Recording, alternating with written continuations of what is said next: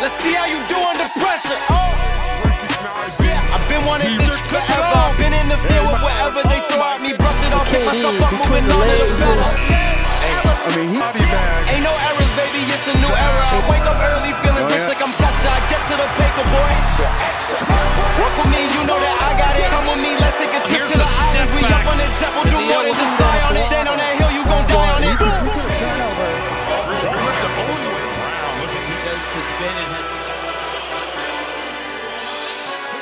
Just one step into the paint, and that was it. I have seen him well behind midcourt.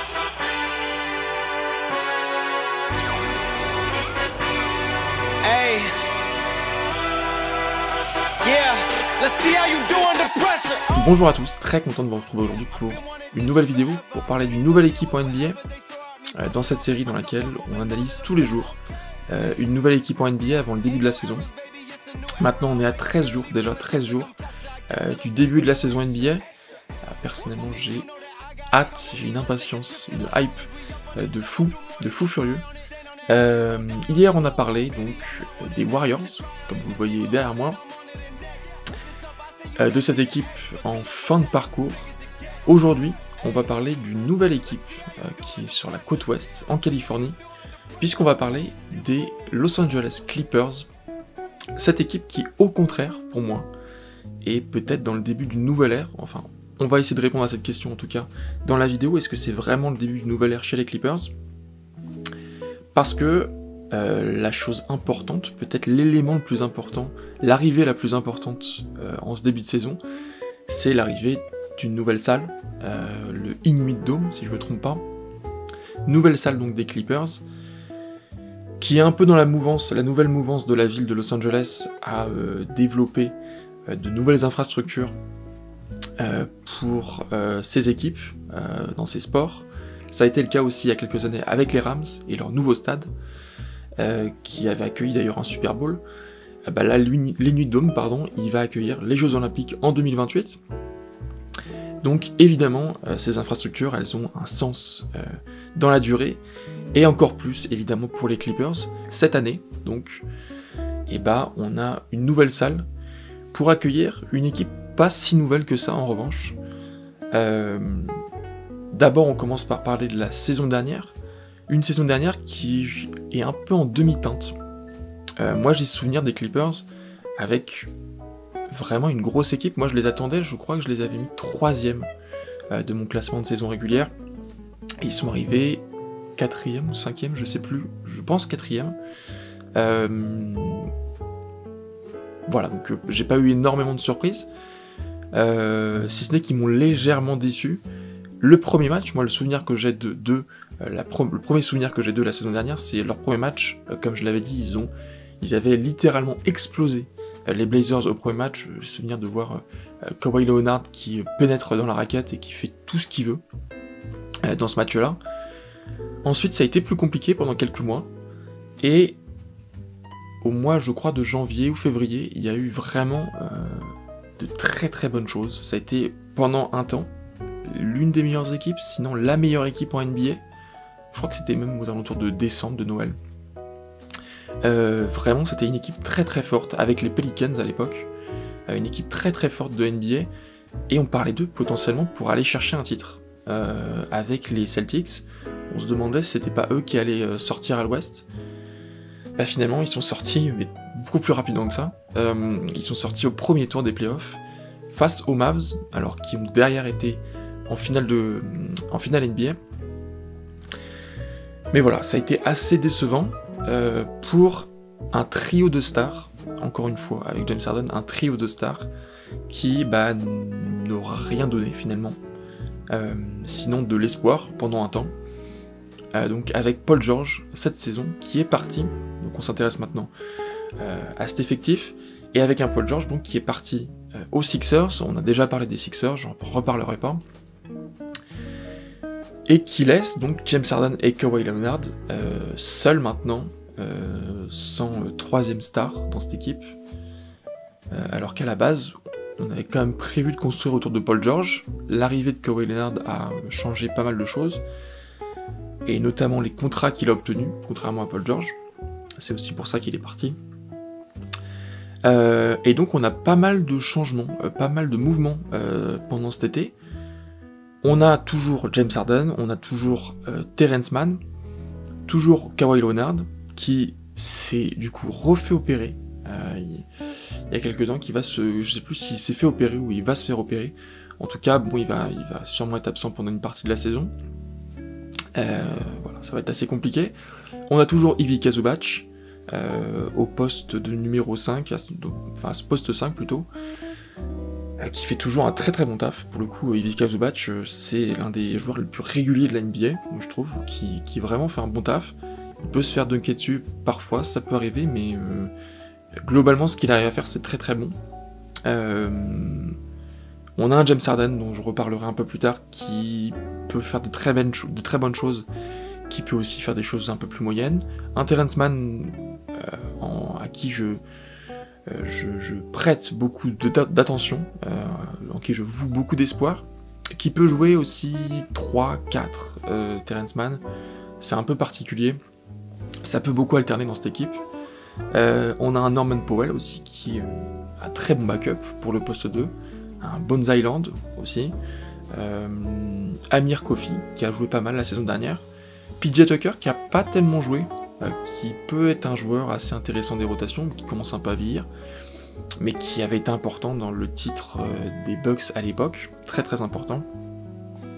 On va voir ce que ça va donner cette saison, puisqu'on a eu certaines arrivées. Donc déjà on a Cam Christie qui s'est fait drafter, je crois, en toute fin de second tour, donc pas vraiment beaucoup d'espoir pour lui, mais sait-on jamais, sait-on jamais. Et sinon on a pas mal d'arrivées. On a des arrivées qui sont relatives au départ donc de Paul George, avec l'arrivée de 2 joueurs en provenance des Sixers, donc Mo Bamba dans la raquette, qui va faire du bien parce que il n'y a pas énormément de remplaçants à Zubac dans la raquette, et on a Nico Batum. Alors ça me fait bizarre de le voir en jaune là-dessus, parce que j'ai l'impression qu'il est presque pas parti de ces Clippers, mais si, l'année dernière, il avait été du trade donc de James Harden avec les Sixers. Déjà, il y avait déjà eu un trade l'année dernière avec les Sixers, et donc Nico Batum, il revient dans cette franchise qu'il aime beaucoup, pour avoir écouté son entretien avec la chaîne First Team, un entretien que je vous conseille d'ailleurs, si vous voulez regarder juste après cette vidéo. Regardez cette vidéo jusqu'au bout et ensuite regardez la vidéo de First Team. Vraiment, et même pas que dans cet entretien-là, il a beaucoup répété qu'il avait été très surpris de son trade, et donc il est très content de revenir aux Clippers. C'est une belle organisation pour lui, donc s'il le dit, moi je le crois. J'aime beaucoup évidemment Nicolas Batum. Donc voilà, Nicolas Batum qui va vraiment apporter quelque chose à cette équipe, je pense. On a Chris Dunn, qui vient du Jazz, si je me trompe pas. Kevin Porter Jr. en backup de backup, ou backup tout court, de James Harden, qui lui nous vient des Rockets. Et on a Derrick Jones Jr., finaliste en titre, si on peut employer ce terme, l'année dernière, donc qui était aux Mavs, qui avait vraiment été un apport important dans la rotation des Mavs, quelque chose. Il avait eu un rôle très très important l'année dernière. Est-ce que ça va encore être le cas avec les Clippers? On va voir. C'est un joueur qui vraiment peut aller très très vite, peut dunker, peut faire des choses assez folles, donc j'ai hâte de voir ça. On a toujours Tyronn Lue en tant que coach. Donc voilà, cette équipe des Clippers, moi je la mets dans un entre-deux. Je sais pas exactement ce que ça va donner. Il y a aussi les blessures, la question des blessures, c'est assez compliqué à prédire. On garde nos prédictions pour plus tard, parce que d'abord, on va parler du joueur à suivre, de mon joueur à suivre, qui est pas hyper original, je l'admets bien, c'est James Harden, donc, l'une des 2 stars, et certainement, du coup, en début de saison, la seule star de cette équipe, qui va, du coup, devoir maintenir un très bon niveau de jeu. Là, on le voit, l'année dernière, à 16 points, son plus faible total depuis sa saison sophomore, où il était à 12 points, à l'époque au Thunder. 42%, 5 rebonds, alors il y a 8 passes et demi par match, ce qui est pas mal, mais il peut encore faire mieux. Lui qui est maintenant à un rôle vraiment de meneur, on sait que c'est pas exactement son poste de prédilection, donc on va voir ce que ça va donner, mais pour moi, James Harden, si cette équipe, elle veut espérer quelque chose cette saison, bah, ça va passer par lui. Il n'y a aucune question à se poser, pour le coup, je ne comprendrais pas trop qu'on me contredise là-dessus. Pour moi, c'est un des seuls go-to guys de cette équipe. C'est le gars par qui va passer soit beaucoup d'actions, soit toutes les actions. En tout cas, un grand nombre d'actions, je pense, dans les matchs. Donc voilà, la saison de James Harden va être à suivre parce que ça va être la saison des Clippers également.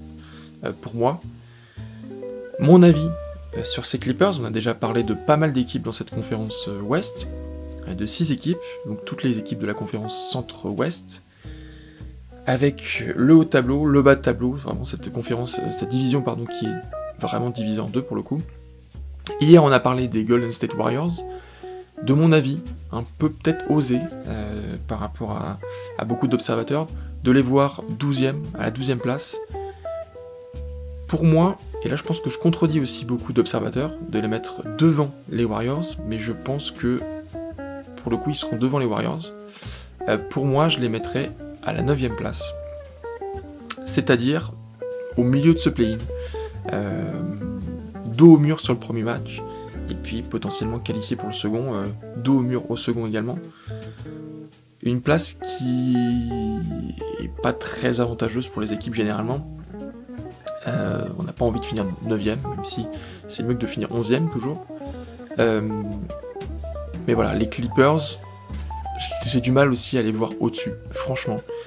Parce que ça a perdu Paul George, et parce que les apports sont bons franchement les apports, mais pas au niveau de potentiellement ce que pouvait apporter Paul George ou les joueurs de cette équipe. Donc pour moi je les vois 9ème, je les vois jouer le play-in, et pas au-dessus, et je sais que beaucoup d'observateurs les voient même en dessous de ça, souvent. Donc voilà, c'est mon avis, dites-moi ce que vous en pensez en commentaire. Pour le coup cette conférence Ouest, elle est très compliquée à prédire, ça je pense on me l'acceptera assez facilement, on me le concédera assez facilement. On se retrouve demain pour parler d'une nouvelle équipe de la conférence Ouest, de la côte Ouest, peut-être l'autre équipe de Los Angeles pour le coup. Il n'y a pas tellement de surprises, vous le voyez en fond d'écran, en arrière-plan plutôt. Et donc d'ici là, moi je vous dis à très vite.